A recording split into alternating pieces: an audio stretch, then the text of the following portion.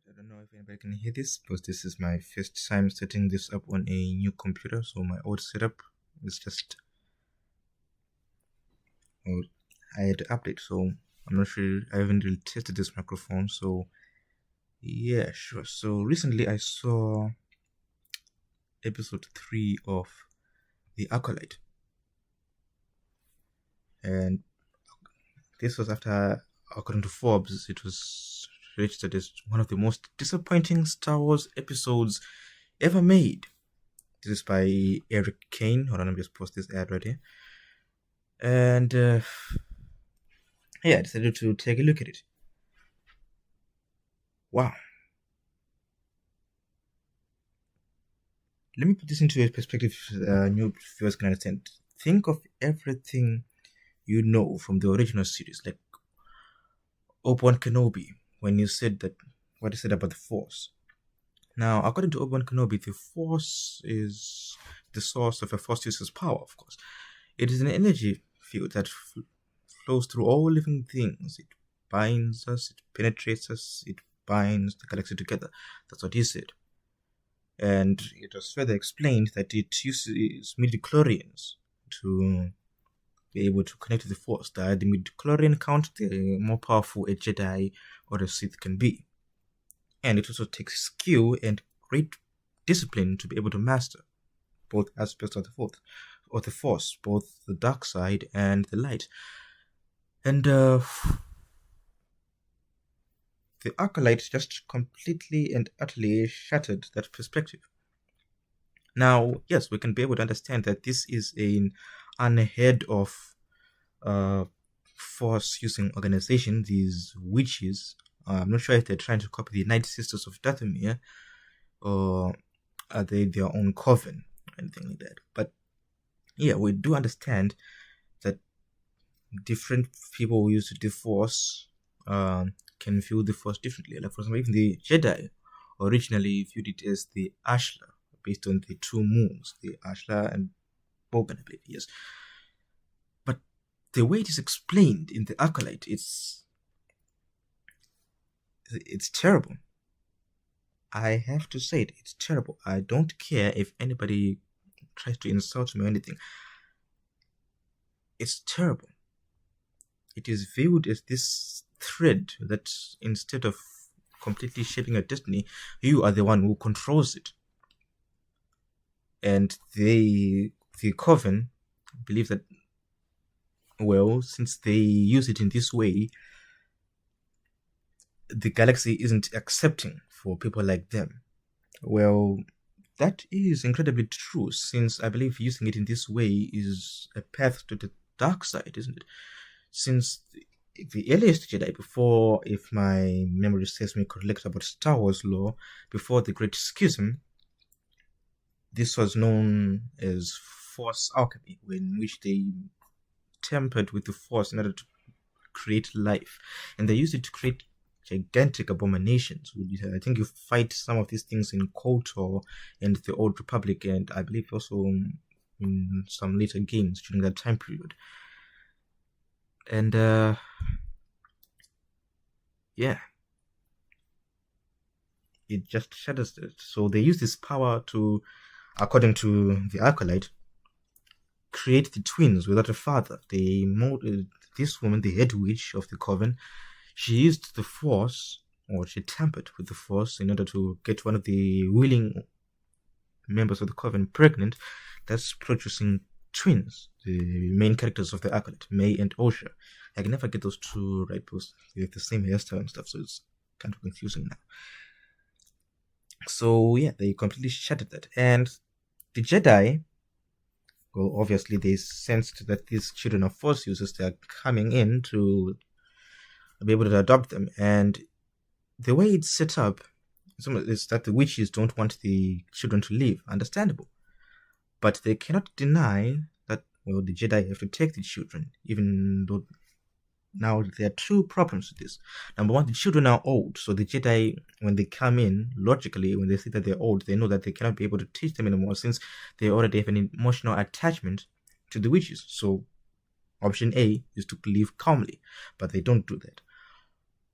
Option B is the in the bad writing category is that the way they are taught the Force, right? They already have massive amount of training, and so these witches know the Republic law. Force-sensitive children should be taken by the Jedi. If Kathleen Kennedy and Leslie hadn't ignored the first option, logically there should be the second option, that they would give the children willingly because, of course, it is dictated by law, and the Jedi are the best option to train them. But of course, the witches don't do that. And what results is that Leslie didn't try to picture the Jedi as the bad guys of the story. And yet, after this entire scene, watching this entire episode, you just leave yourself wondering, how are the Jedi the bad guys in this episode? Because it makes no sense. It is May, of course, who starts the fire, which engulfs the entire village, thus killing everyone, supposedly. Because she wanted to stop Osha from becoming a Jedi. She views the Jedi as, here in the dialogue, the Jedi are bad. This is literally taken from the show, right here. The Jedi are bad. And wow, it's quite something. Now we've covered the law aspects of it and how I feel about it. Well, not exactly how I feel about it. I'll cover that later. Now let's talk from a literal standpoint. Now, I am a person who kind of understands literature. From a technical standpoint, I haven't written anything, but I kind of understand it since I know about poems and I know about Shakespeare, since like Othello and Macbeth, and I know how to handle plays and screenplays well. It's not set up correctly. Alright. Episode 1 and 2, they were average at best. I wouldn't say they're the best of Star Wars. Of course not. And then again, I wouldn't say they're the worst. They're just right there in the middle, maybe 45-50% out of 100. That's what I would give them.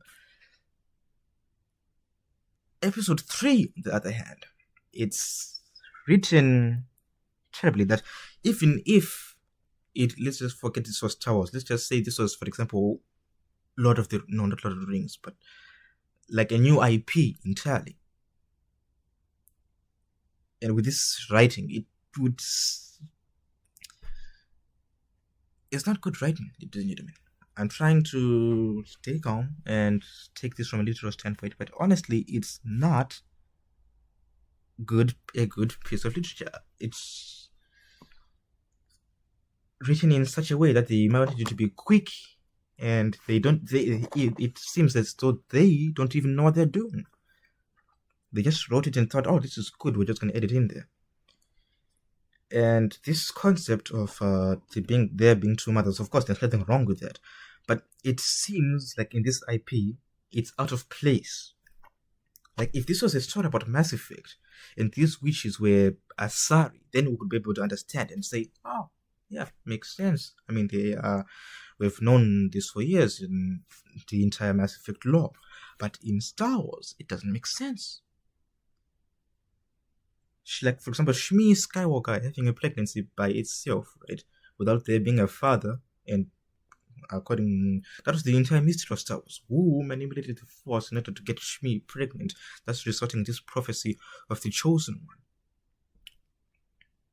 Some speculate that it was the Force itself, which means it's a living, sentient thing. That's why there are two parts of the Force, the Universal Force and the Living Force.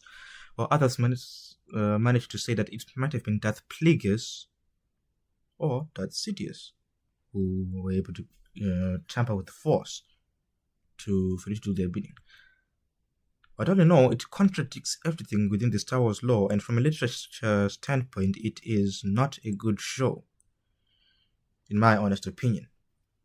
Now, let's see what Forbes has to say. This is Forbes. The Acolyte, Episode 3 review, one of the most disappointing Star Wars episodes ever made. Alright? The third episode of Disney's The Acolyte is an embarrassment to the entire franchise, though the same could be said for much Star Wars these days outside of Andor and the first 2 seasons of The Mandalorian. Here's one exchange between the two characters in this latest episode. May says the Jedi are bad, while Osha says the Jedi are good. Later, the same two characters, the twin protagonist and antagonist of the story, as children in this flashback episode, say to one another, "What have you done? What have you done? What have you done?" Which implies that they are arguing. I want to ask Disney the same question. What have you done? This entire episode is a bad joke. We learn that May and Osha lived with their mothers in a society of witches, all of whom are female. It appears they were conceived using the Force, or something. Force-using witches are also apparently frowned upon in this galaxy. Again, this is false. I mean, the Night Sisters of Dathomir have literally been in the galaxy for centuries. In fact, Cal Kestis in the EA Jedi games, he is working with a Night Sister, is he not? Correct. They call the Force the thread. I'm getting dark side vibes here, although I'm also getting the sense that this show will try to be all edgy and to make the Jedi out to be the bad guys, which we've seen play out about half a dozen times at this point. Osha and May fight with one another constantly and are very, very irritating throughout the episode. Osha wants to leave her people and May wants to stay. When the Jedi show up and ask to test the girls for their Force powers, they agree to fake not having any. But Jedi Master Saul convinces Osha not to lie, and she says she wants to be a Jedi and live with them, against her mother's wishes. May is upset and threatens to kill her sister, locking her in their chambers and burning the entire witch village to the ground, apparently killing everyone. It seems clear that there's more to the story, that somehow the four Jedi, Indara, King Tomen, Wookiee Jedi, and Saul are somehow complicit. Saul saves Osha and they escape. May appears to fall to her death, but we know better since this is the third episode. What a disaster. Now this is the discarded thoughts. IGN says this episode offers up a lot of tantalizing new layers to how we perceive both the Jedi and the Force, and I would like to know if we use different versions of the word tantalizing.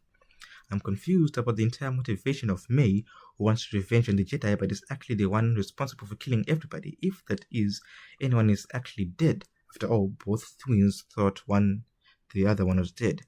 It seems likely none of the witches died at all. Exactly, which was confusing, even for me. In fact, I do believe that this Sith Lord that is being made into this entire mysterious figure might be one of the witches. We'll see once we get on, if I can be able to survive through the show, that is. Even when she didn't burn everyone to death, she certainly started a fire that she certainly must believe killed Osha at the very least. Alright? The Jedi in episode 2 killed himself over this, it seems. If there's not more to the story, this will make absolutely no sense whatsoever. So, there should be more to the story. The witch chant was one of the lamest chants in history of all chants. I wanted to giggle maniacally listening to it. I also wanted to cry. Oh, you're a better man or woman than me. I was cringing through the entire thing. I mean, who was the person who authorized that soundtrack? It was appalling. Let's continue. The Night Sisters are better witches. Merrin from Star Wars Jedi Fallen Order and Survivor is a better female witch character than anyone on this show. Exactly, I've just said this. This show had something like $108 million for its budget, and I cannot for the life of me tell where any of this has gone. Every world feels small, every set feels claustrophobic, there's no sense of scale or variety, it's all so relentlessly generic. But hey, lightsabers. Now, I've also seen this, and some calculations indicate that for this to be costing $108 million for the entire show, which is 8 episodes, that means for one episode, approximately, costs $22 million to create. Meaning that basically, it's one of the most expensive shows I've ever heard of. To put it into context, in 2011, an indie film called District 9 was nominated for the Oscars. This was a sci-fi film which was filmed in South Africa. It had quite good storytelling and character development, and it was quite a different take from like alien films. While most aliens films take place in America, this took place in South Africa, so this was quite a different take, and I praised it for that. The entire movie costs about $30 million. And it is so far, compared to the Acolyte, it has better CGI and better concepts and better sets overall. So, which makes me wonder, how did an indie film from 2011, mind you, which costs about way less, I'm not even going into percentages here, like way less than the Acolyte, how is it better? Honestly, how is it better? Anyway, let's continue. Rewatching The Escape with Saul and Osha, this room with the pile of bodies is clearly not from a fire. So yeah, there's more to this. But that doesn't change how ludicrous the whole I'll kill you bit is, and how May very much tried to burn his sister to death. Of course, it would also be bad production design, in which case maybe they did die from a fire or smoke. Now, judging by what this looks like, right, and what So said, he specifically said they started a fire and it killed everyone. And maybe the Jedi were present and they started the fire, and the Jedi believed or perceived that they're trying to escape with the children. And so, when they came to investigate, the women possibly attacked, or maybe the Jedi attacked first and then they killed the women, which would cause, what was it again? May to believe that the Jedi are evil, when instead she was the one who started the fire and caused the entire thing. But then she would go into the defense and say that none of this would have happened if the Jedi didn't show up. Again, I believe it's going to be a convoluted mess, but we'll see how it goes, Mrs. Headland. We'll see how it goes. Regardless, what a weird way to end the episode. The girls fight, the fire spreads throughout what appears to be a stone cave, and then suddenly they're passing all these bodies. We didn't hear any commotion or screaming or battle. It's more confusing than intriguing. Also, what is up with the tree? Honestly, I had forgotten about the bloody tree. Someone has captured the chant footage. It was put in an actual TV show was supposed to take seriously. Tonight's episode, this is from a guy called Jacob. Sorry, this is from Twitter, or X as it now called. Tonight's episode of The Acolyte is honestly great. Such a unique Star Wars story. Feels so unique, yet also reminiscent of The Phantom Menace in so many ways. Really amazing foreshadowing as to what to come, not just in this story, but years later as well. Loved it. I've seen The Phantom Menace. This is not The Phantom Menace. If anything, this is on par with Attack of the Clones, and honestly, Attack of the Clones kind of had better dialogue and better world building and better storytelling than this entire episode, and that is a low bar, a really low bar.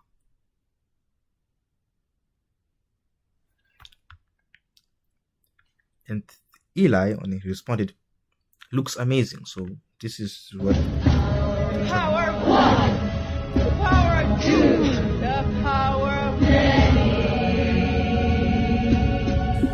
the power of one, the power of two, the power of many.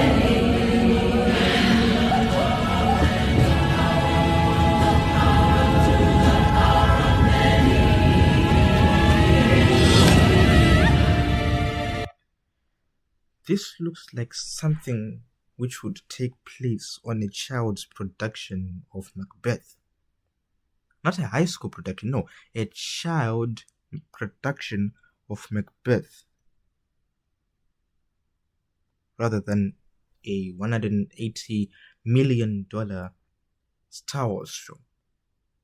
I have no words. I do have a theory, however. Imposters have taken over Star Wars and lots of other popular genre properties, from The Witcher to True Detective. Maybe they're fans, maybe they're not, but they're certainly masquerading as good storytellers, and they think they know best, making whatever changes they see fit to make their own.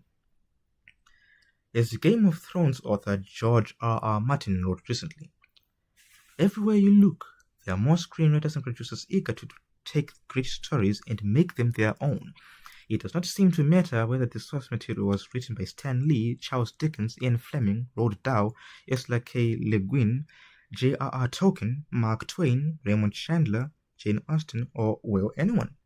No matter how major a writer it is, no matter how great the book, there's always seems to be someone on hand who thinks he can do better, eager to take this story and improve on it. The book is the book, the film is the film, they will tell you. And if they're saying something profound, then they make the story their own. They never make it better, though. 999 times out of 1,000, they make it worse. Amen, brother. I'd say that Star Wars deserves a better steward, but George Lucas didn't do a very good job of that himself in the later years. In fact, the Acolyte keeps reminding me of the prequel trilogy in all the worst ways. Ah well, what a shame. I'll keep watching, obviously, and I really do hope it gets better. In fact, next week's episode, which is too short and is an annoying cliffhanger ending, is leaps and bounds better than this one.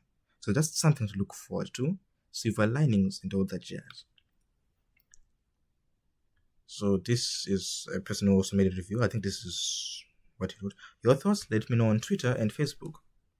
Right. So this is by Eric Kane, and he is incredibly spot on.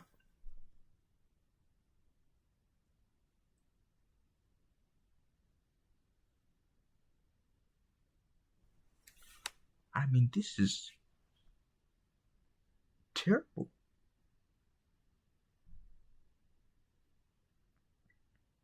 Alright, so yeah, let me know what you think in the comments, and that's what all I wanted to say. I mean, I am appalled by this, immensely appalled.